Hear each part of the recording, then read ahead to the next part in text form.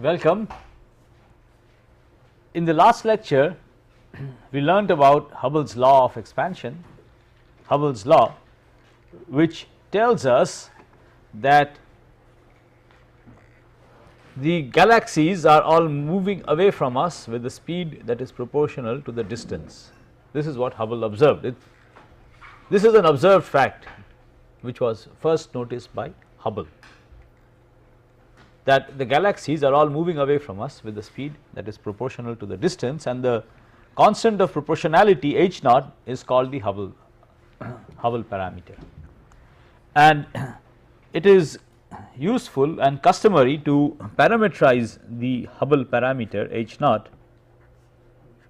as 100 h kilometers per second per megaparsec.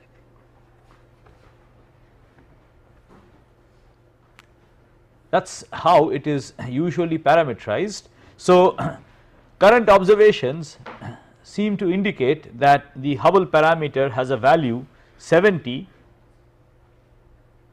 which you would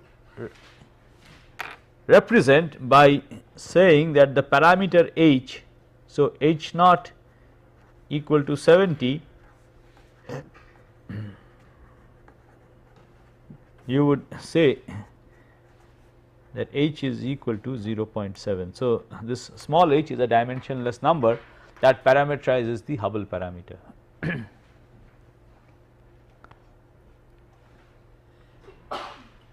In the last lecture we also learned about the cosmological principle that the universe is homogeneous and isotropic. There is no preferred position, there is no preferred direction in the universe, and then I told you that if you combine these two things, you are led to a model which has no boundaries.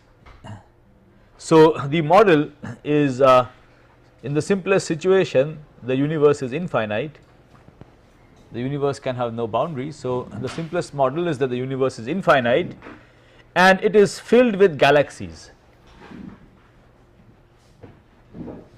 Because the universe around us is also filled with galaxies, and since the universe is homogeneous, the entire universe is filled with galaxies, and the galaxies are all moving away from one another. This was the basic picture. So, if you combine these two things, the observational fact that the galaxies are all moving away from us and the theoretical input that we expect the universe to be homogeneous and isotropic, we are led to a model where the universe has no boundaries, it is filled with galaxies, uniformly filled with galaxies, and the galaxies are all moving away from one another. Now, this is the model of the expanding universe, and today we are going to learn a little bit about the nature of this expanding universe. So, the first thing that I should mention is that it is convenient to introduce a coordinate system called the comoving coordinates. So, if you are going to describe the expanding universe, it is convenient to work in a coordinate system called the comoving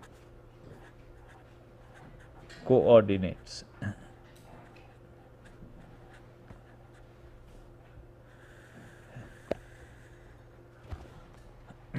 So, this is a coordinate system that is fixed to the galaxies.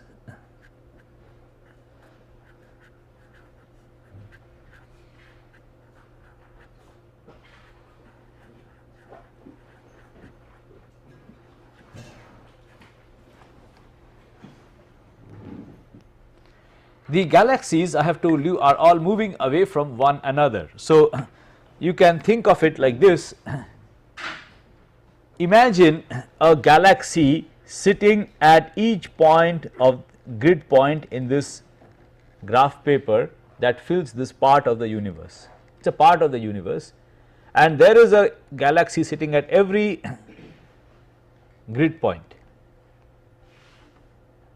and these galaxies are all moving away from one another. So, at a later time the same part of the universe will look like this, the grid spacing has become larger and the separation between the galaxies has increased. This is the basic idea of the expanding universe. So, the comoving coordinate system is a coordinate system that is attached to these galaxies.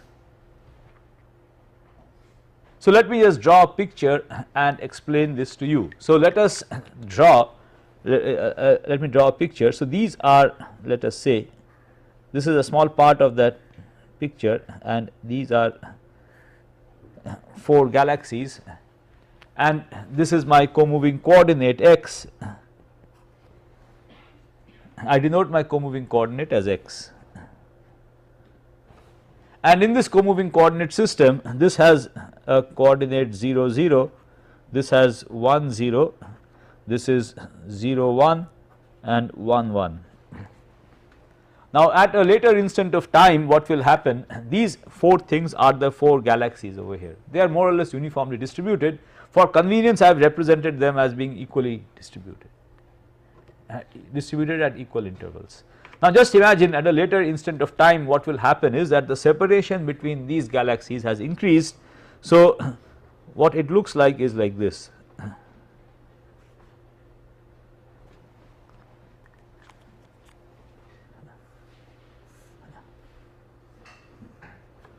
The comoving coordinates of these 4 galaxies continue to remain the same. So, this still remains 0 0, this is 1 0, 0 1 and 1 1. The comoving coordinates of these 4 galaxies continues to remain the same, but you can see that the physical coordinate r, so the physical coordinate r has increased, right. The physical coordinate is the actual separation between these galaxies. So, we write the physical separation as a of t into x.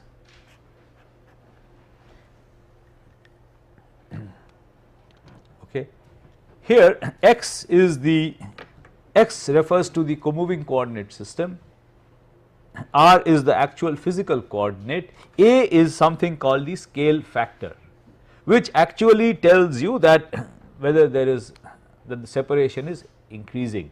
So, these are 2 galaxies, their comoving coordinate remains same. So, this is still at x equal to 0 comma 0, x equal to 1 comma 0, it continues to be there. The x coordinate of these galaxies remain fixed as the universe expands. What increases with time is the scale factor a of t, okay. And the expansion of the universe, the fact that the galaxies are moving apart has gone into this factor function a of t, which is the scale factor, okay. So, let me write these things here. So, we have 3 things, we have the comoving coordinates x,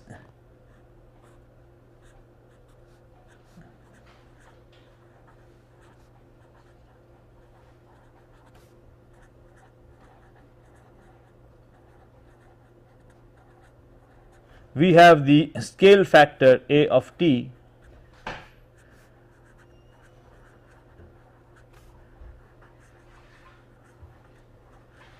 and we have the physical coordinate r.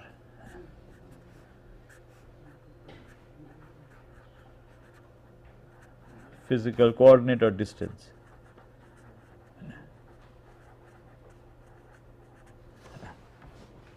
And the relation, again let me just write it here, is r is equal to a t into x. So, the galaxies in this coordinate system sit at fixed values of x, they are uniformly distributed in x, and as the universe expands this a of t is keeps on increasing essentially. Okay, so this is the way you this is a convenient coordinate system to describe the expanding universe. Sir, can't the universe for all like this comoving coordinates x, the scale factor is changing and the x coordinate is not changing, that means they are following a linear path? Well, no, who says they are following a linear path? In this we have this picture then. Well, why do you, the question is that x is fixed and a is changing, so it follows a linear path. That is not so. A could be some arbitrary function of time, we do not know what time it is, right, what the function of time is. The basic thing is, this is, you have an universe which is homogeneous and isotropic, right, that is what we believe, and you want to also have the universe follow, you want to also incorporate Hubble's law into this picture. So the way to do that is to assume that the galaxies are all moving apart from one another. Okay, so if, since the universe is homogeneous, the galaxies are uniformly distributed.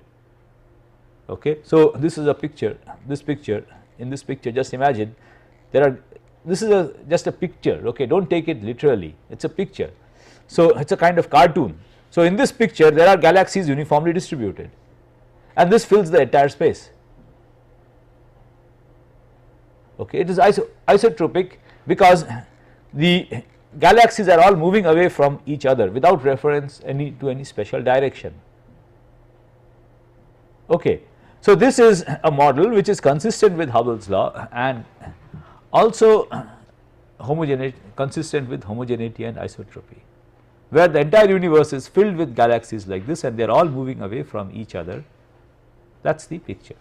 Okay. So now we can have a coordinate system that is fixed to the galaxies, and the fact that the intergalactic separation is increasing is there in this function a of t. Okay. Now let us ask the question, so now we could ask a question that there is an observer sitting over here and this is a galaxy G at a distance r, physical distance r, a corresponding comoving coordinate x. What is the speed with which this observer will see this galaxy moving?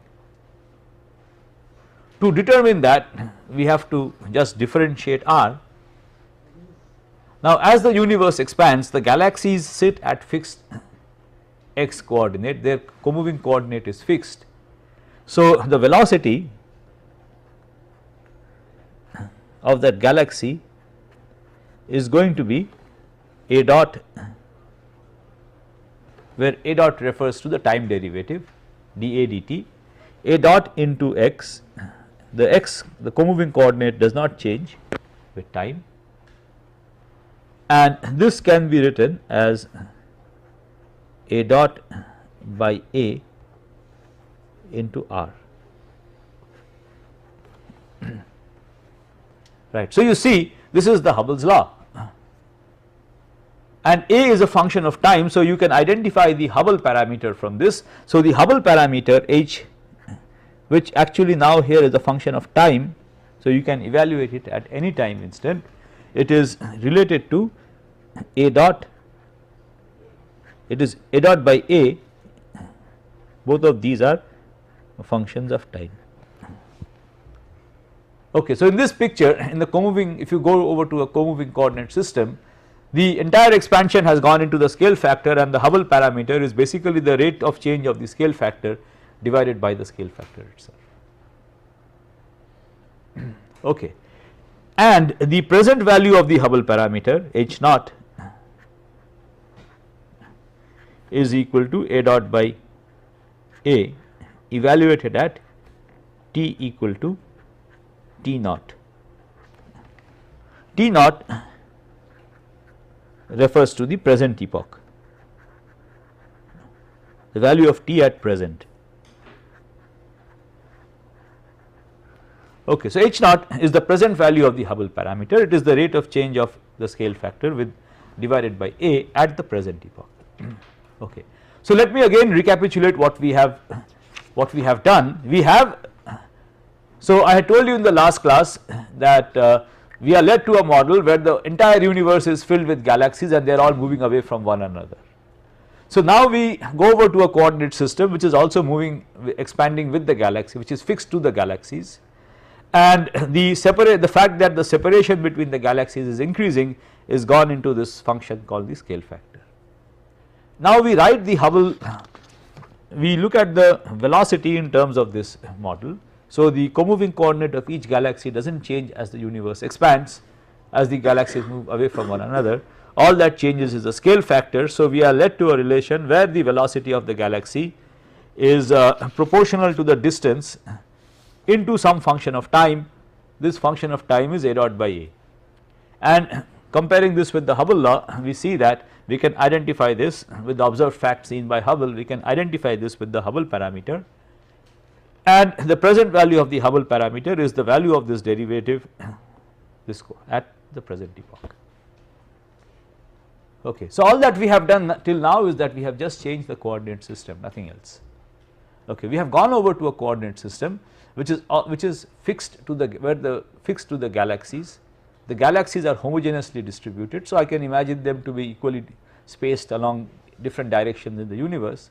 So, I have a coordinate system attached to that, and they are all moving away. So, the scale factor is increasing with time, and we saw then we can write the Hubble parameter as a dot by a.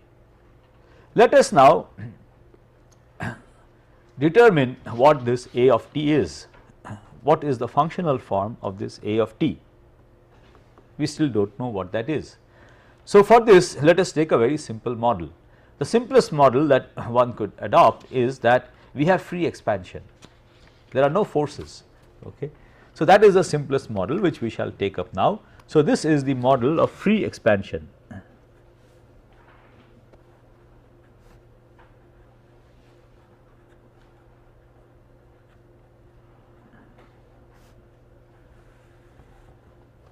So, in this model there are no forces acting on this galaxy, it is moving freely. Okay, the whole universe is expanding like a set of free particles. All the galaxies are moving away from us, and their motion is just like free particles moving away from us. Okay. We have ignored the effect influence of any force.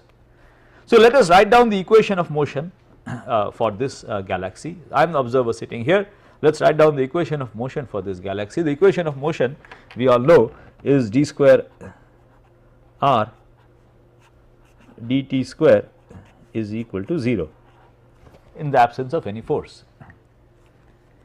and the physical coordinate has been written in terms of the co-moving coordinate, and as the galaxy moves away from us the co-moving coordinate remains fixed because the coordinate system moves with the galaxy.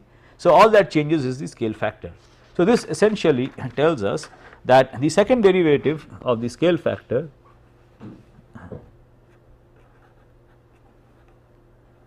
is 0.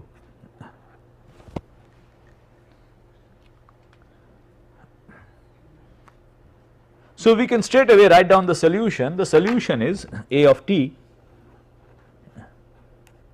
is equal to k1 t plus k2.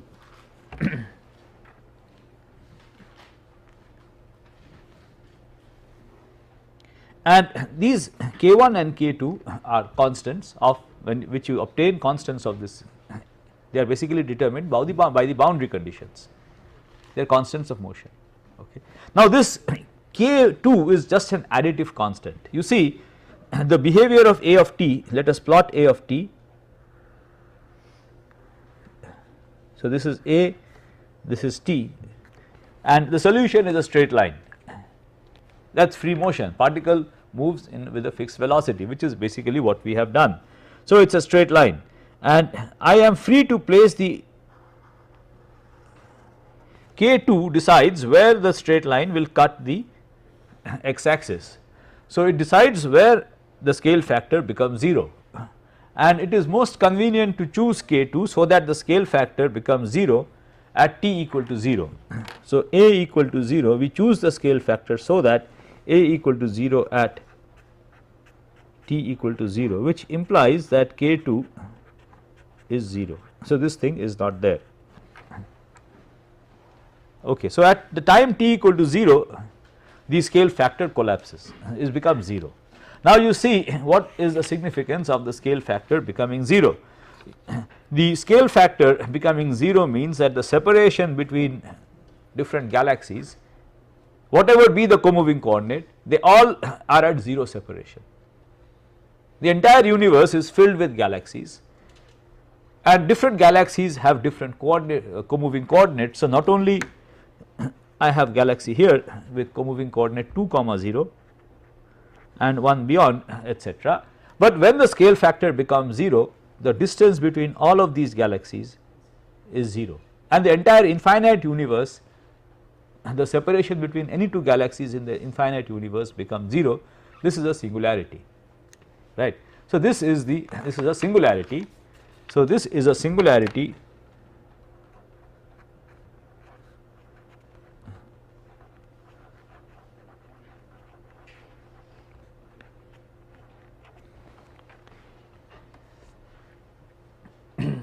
and the singularity was interestingly given a name Big Bang by Fred Hoyle, who did not believe in this expanding in the evolving universe model. So, he wanted to make fun of it, but somehow the name stuck.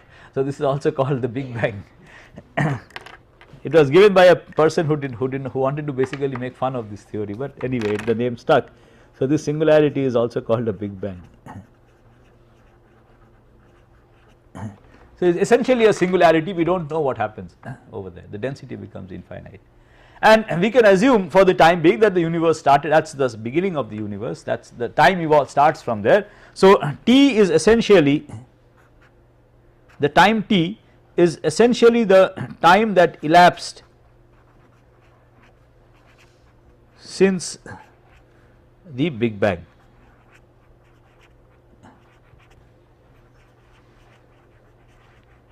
That is the time that elapsed since the Big Bang, since the epoch when A became 0. This is also called the age of the universe, age. This is the cosmic age, cosmic time or the age of the universe. So, if you believe that the universe started at the Big Bang at the singularity, then this is the age of the universe, okay, t. So, the time t here is called the cosmic time.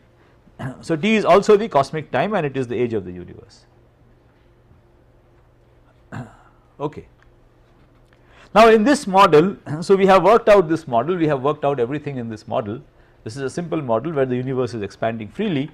For this model, let us see what the Hubble parameter is. What is the Hubble parameter at any instant of time?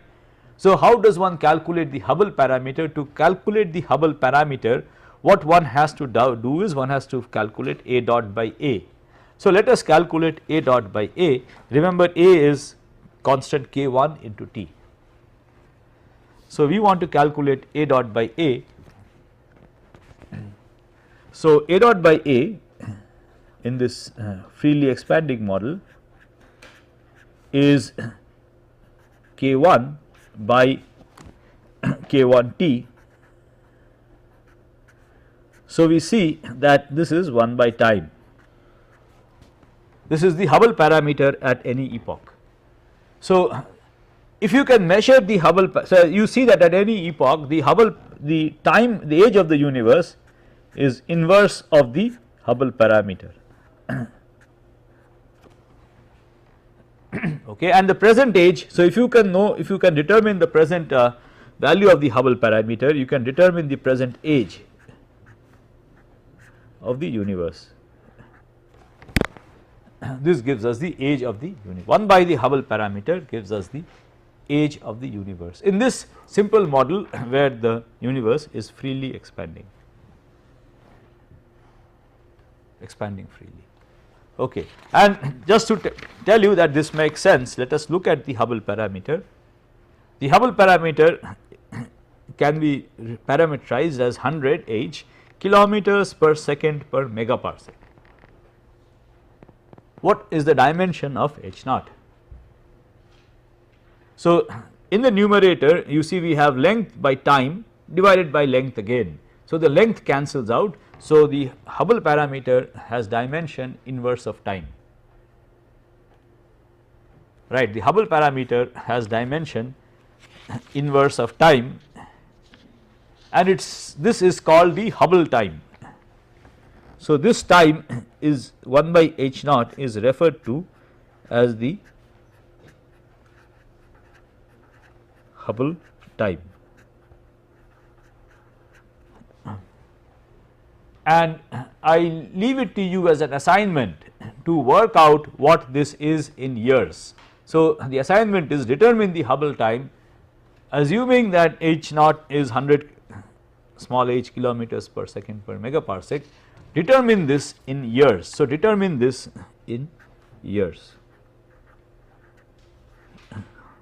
How many, what is the Hubble time, what is the age of the universe if it were expanding freely. But we know that the universe is not expanding freely. So, this gives you just an estimate, an order of magnitude estimate of the age. It does not give you a real estimate of what you expect the age of the universe to be. Okay, so, as we shall see shortly, this the assumption that the universe is freely expanding is not correct. So, you have to also take into account forces acting on the galaxy. Okay, but it does give us some idea of the nature of the expansion and the Big Bang and the Hubble time scale. Okay, so, the Hubble time scale gives us an order of magnitude estimate of the age of the universe.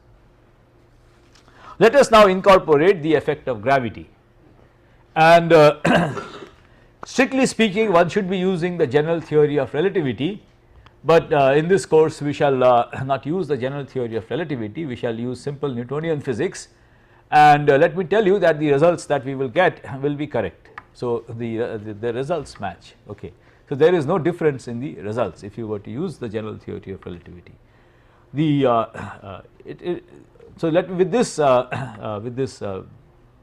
prelude, let me get down to calculating the dynamics of the expanding universe. So, we are going to basically study now the dynamics of the expanding universe. So, let us write down the same thing again. So, we have an observer over here. This is the observer, and there is a galaxy here G, and we would like to write down the equation of motion for this galaxy. Let us say that the galaxy has mass m. Now, since the universe is homogeneous and isotropic, the mass distribution, the density of the universe is everywhere the same. So, you can think of it as a spherical mass distribution around the observer because it is isotropic. So, the observer, around this observer, the mass has a spherically symmetric distribution, and it is well known that if you want to calculate the force on a mass which is inside a spherically symmetric mass distribution, then only the mass inside this sphere will contribute to the force, the mass outside will not contribute. Okay. So, we can write down the equation of motion of this galaxy. It is very simple. The only force here is gravity. At these large scales, the only force that acts is gravity, only force which is known is gravity. The universe we assume is charge neutral on large scales. So, there are no net charges. So, it is neutral on the average. So, we can then write down the equation of motion for this galaxy. What you have to do is you have to just consider the force due to the mass inside a sphere of radius r. So, this is my galaxy, and the force on this galaxy is due to the mass inside a sphere of radius r, and this, so the equation of motion is quite straightforward. M d square r dt square is equal to, so I can write it as a vector if you wish, or you could write it as a scalar, it does not matter because the forces are all radial, the acceleration too is radial. This is equal to minus g into the mass within the sphere of radius r into the mass of the galaxy divided by r square, or I can write it as divided by r cube into r. So, this is my equation of motion for the galaxy.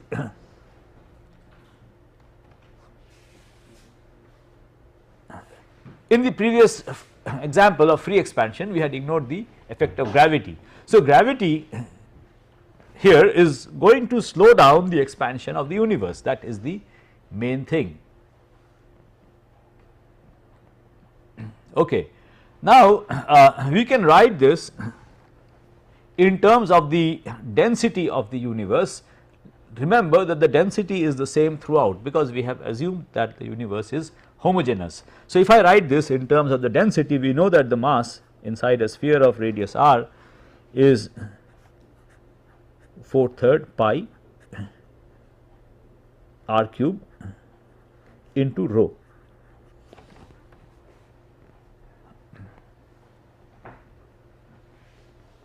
Okay. So, we have these two equations, and then if we substitute this here, this r cube cancels out from the denominator, and the other point to note is that the mass of the galaxy also does not figure anywhere. This is the equivalence principle. The gravitational acceleration is independent of the mass of the galaxy, that cancels out from the inertial mass, and the gravitational mass are the same. So, this cancels out, and it does not depend on the mass of this particular galaxy. So, we have then the equation that d square. Okay. Further, what we could do is we could write this in terms of the co-moving coordinate system and the scale factor. Okay, we will do that in steps. So, let us write down this equation first. The equation then becomes d square r dt square is equal to minus 4/3 pi g rho into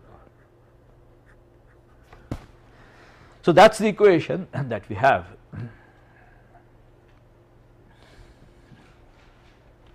And this equation can further be further simplified, and we can write, see, this is for a particular galaxy. Now, we could write it in terms of the not this, we could write it in terms of the scale factor. So, let us replace the physical coordinate in terms of the scale factor into the co-moving coordinate. The co-moving coordinate of the galaxy is fixed, it does not change. So, I can take it outside the derivative, and you see that it cancels from both the left and the right hand side. So, we are left to an equation for just the scale factor, and the equation is d square r d square a dt square is equal to minus 4/3 pi g rho into a. So, this is the equation that governs the evolution of the scale factor. And once you solve, so the point here is, once you solve this equation and get the scale factor, you know how the entire universe is expanding. So, by just studying the equation of motion of a single galaxy, you can work out how the entire universe is expanding, because the scale factor is the thing that has the encodes the information about the expansion of the universe. Once I know how a of t evolves, I can use this to determine the motion of any galaxy. Different galaxies correspond to different coordinates. Okay. The other point to note here is that the density of the universe does not vary from place to place, but it does vary with time. Why does it vary with time? Basically, the mass is conserved. So, as the universe expands, you can see, as the universe expands, the mass inside any volume, physical volume, has to be fixed. So, the length, the volume of the universe goes up as a cube, but the mass has to be constant. Mass is density into length cube.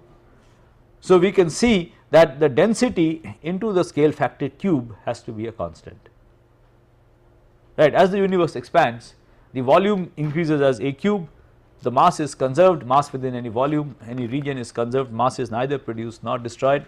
So, in addition to this, we also have rho a cube is constant. As the universe expands, the density goes down as 1 by a cube, and we can write this as the present So, this refers to the present, a subscript 0 always refers to the present. So, this is the present density into the present value of the scale factor cube,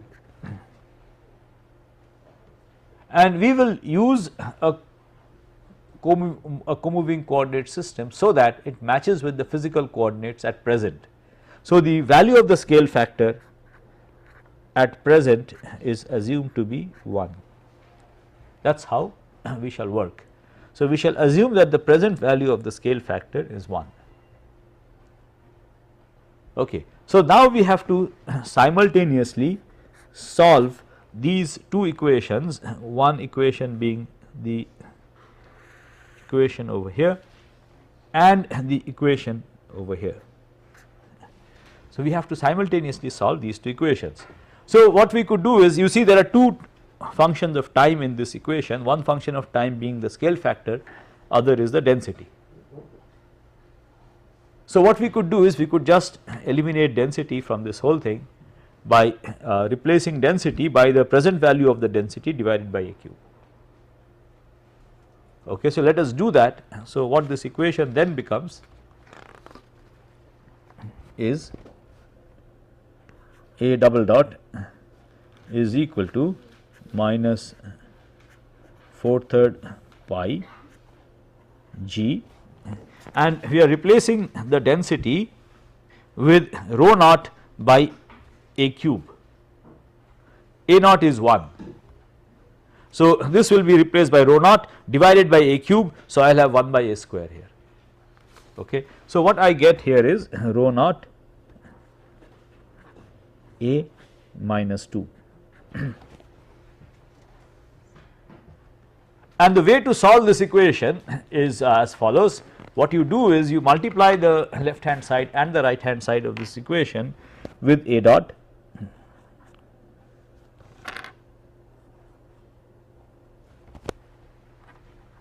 So, this you can see is a time derivative d by dt of a dot square by 2. If I differentiate a dot square, I will have two terms, one of these terms will be a double dot, the other term will be a dot. So, I will get a double dot into a dot, and there will be two such terms. So, this 2 will be cancelled out. Okay. And this is so this same equation can be written like this. Now, if you look at the right hand side, a to the power minus 2 into a dot, this can be written as 4/3 pi g rho naught into d by dt of 1 by a, because if I differentiate 1 by a, I will get a dot into minus a to the power minus 2. Okay. So, this same equation can be written like this, and now I can integrate both the left hand side and the right hand side of this integration, and in doing this integration I will then have to introduce, if I do the integral, I have to introduce a constant of integration.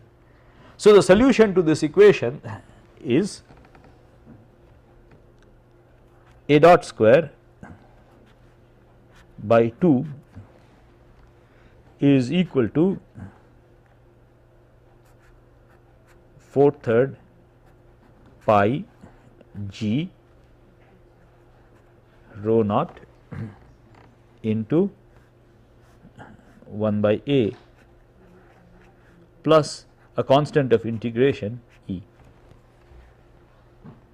So, the same now that this is a solution to this equation, where e is a constant of integration that we introduce when we integrate this. Okay. So, we have worked out the solution, the first integral of the equation that governs the expansion of the universe, and you have to do one more integral in order to solve this. Now, let us just spend a little time and look at this equation.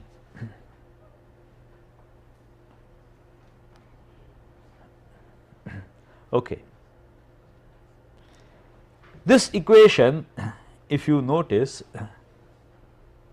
is essentially the left hand side, the term on the left hand side of this equation is essentially the kinetic energy of the galaxy.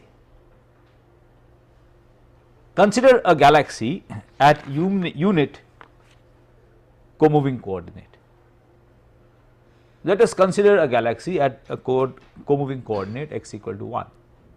Then its velocity will be a dot and its kinetic energy, let us say its mass is 1. So, its velocity is a dot, its kinetic energy is half a dot square.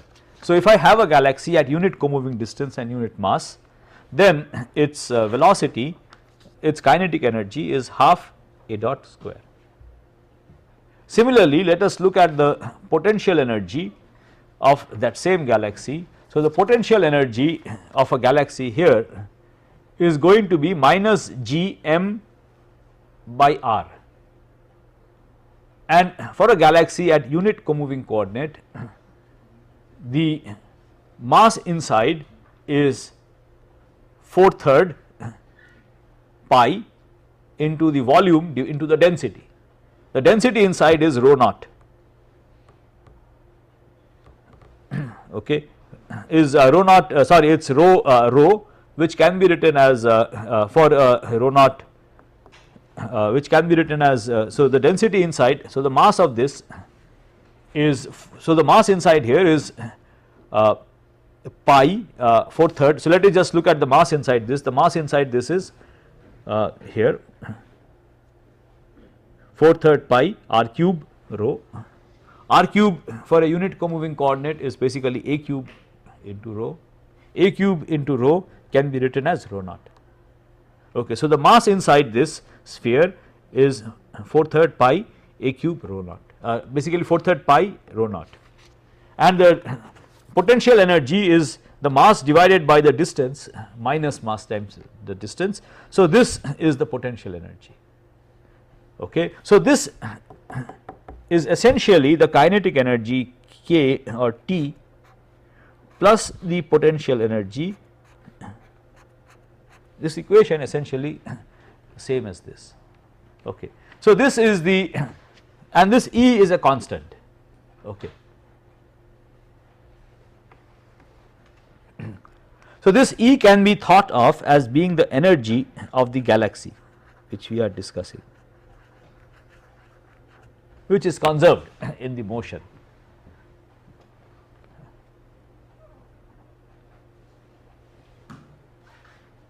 Here it appears as a constant of integration when I do the first integral. Okay. Now, the question is how to determine the value of this E from observations. I have a universe, I am living in a universe, and how will I determine, to integrate this equation once more and determine the solution for the scale factor, I have to determine the value of E. The whole thing depends on the value of E. How to determine the value of this E? Okay. To determine the value, so let us discuss that. So, to determine the value of E, let me write down the same equation in a slightly different way. Let us put back the value of the density over here. So, rho naught is rho into a cube. If I put back the value of the density over here, this becomes rho into a cube by a, so rho into a square. So, if I put back the value of the density over here, this equation then reads a dot square minus 8 by 3 pi g rho a square is equal to 2e. So, I have multiplied that equation by 2 and I have replaced rho naught as rho into a cube. Now, let me divide this equation by a square throughout. So, if I divide this equation by a square throughout, what I get is 1 by a square here, this a square is gone and I have a square here.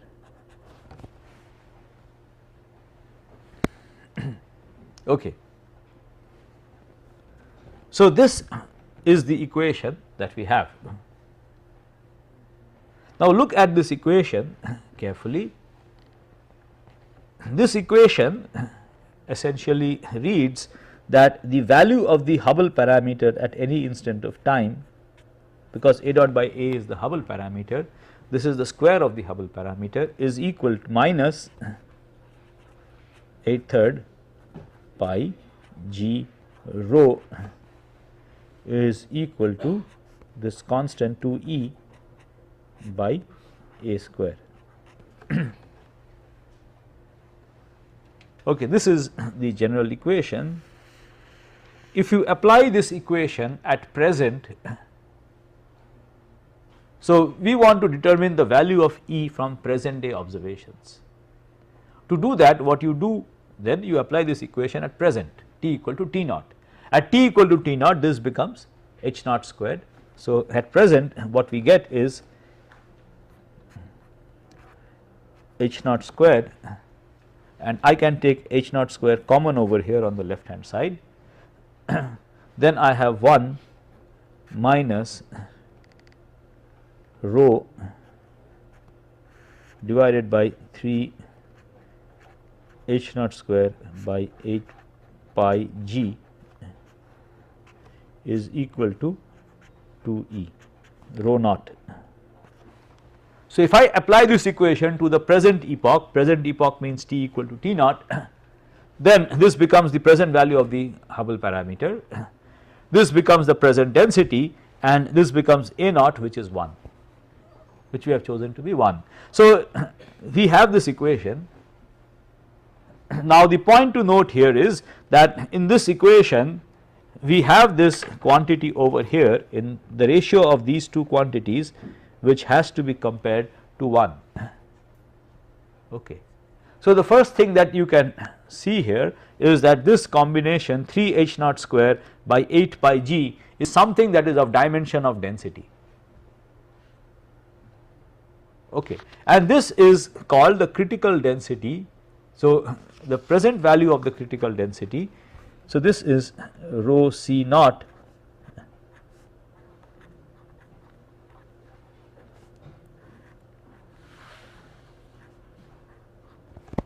this is called the critical density.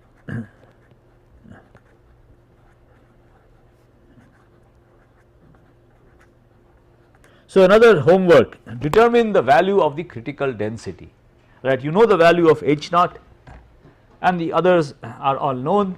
So determine the value of the critical density of the universe. Okay. The critical density is a very crucial density scale in the universe. So the ratio of the, so if you look at this expression, it is H naught square into 1 minus the ratio of the actual density now, rho naught, that is the actual density of the universe now, to the critical density now. This is what determines the constant E, okay, of integration, constant of integration E. So 2E, and this ratio is given a name, it is very important in cosmology, it is given a special name for this, there is a special name for this. So this is the ratio that occurs over here, it is denoted by omega naught, it is called the density parameter.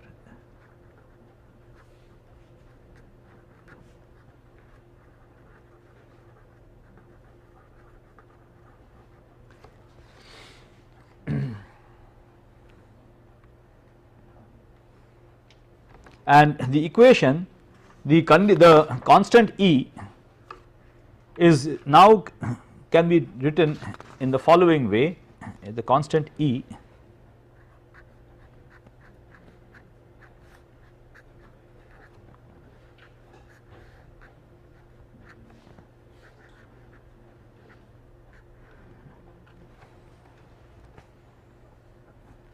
okay. So let me again remind you what these things that we have discussed are. We see that the Hubble parameter defines a density scale in the universe. So the present value of the Hubble parameter defines the present value of the critical density, which is rho C naught, and the critical density is 3 times the Hubble parameter square by 8 pi g. So this is at present, at any instant of time you can write down the critical density rho C as 3 h square by 8 pi g. This is true at any time instant, not only at the present but at any time instant, any instant of time. Okay. Now, so the Hubble parameter measures defines the density scale, and the ratio of the actual density of the universe to the critical density is called the density parameter of the universe omega, and its present value. So, this omega can also be defined at any instant of time. So, omega at any instant of time is equal to rho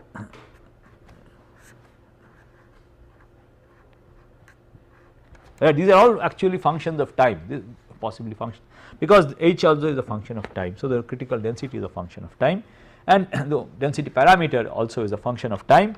We are interested here in the present day values. So, the present day value of the density parameter omega naught is the value of the actual density of the universe to the critical density of the universe. Okay. Now, what is the speciality of this ratio density parameter? The value of the density parameter decides the value of the constant of integration E. If the density parameter has value 1,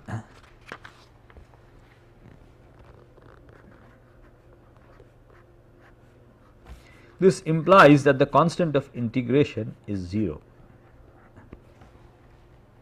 Okay, this is the critical value. It divides between two different kinds of cosmological models. Okay, if omega naught is less than 1, it implies that the constant of integration is greater than 0.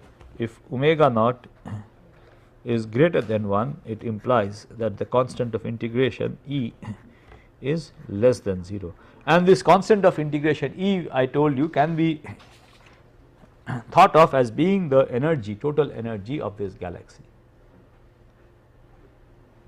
Let me end today's lecture over here. In tomorrow's lecture, we shall interpret what the significance of these and then look at some of the solutions.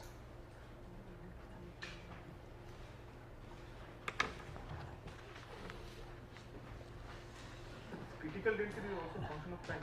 Yeah, it could be, right. It is a function of time, why not? Critical density is 3 h naught square by 8. That is the present value of the critical density, h naught square, but h is a function of time. So, the critical density is also a function of time. Okay. Any other questions?